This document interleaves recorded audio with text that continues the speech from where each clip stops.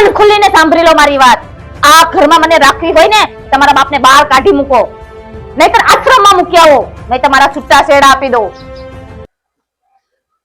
તમે બાપ છો કોણ છો? તમારાથી તો અમે કંટાળી ગયા ઘરના. તમારા બિસ્તરા પોટલા બધા તૈયાર કરો, તમને વૃદ્ધાશ્રમમાં મૂકી દઉં. કંટાળી ગયો છું તમારાથી. અરે મારા દીકરા, થોડું બાપનું તો વિચાર. આટલી ઉંમરે હું આશ્રમમાં જતો ના હારો લાગુ મારા દીકરા, અને તું વહુને વાદે લાગ્યો છે.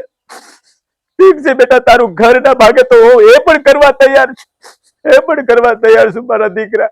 તારી ખુશી મારી ખુશી. એ હા, બહુ થયું હવે, બહુ સાંભળ્યું.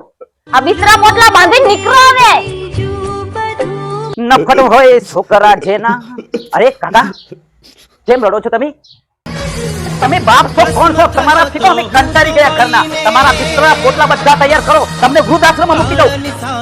ગોવિંદ, ઘરની બહાર નીકળ.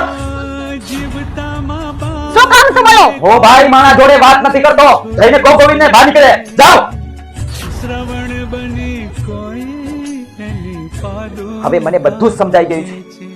હું મારા બાપને વૃદ્ધાશ્રમમાં નહીં મૂકવા જાઉં. તારે જવું હોય તો તું જઈ શકે છે. મને માફ કરી દો.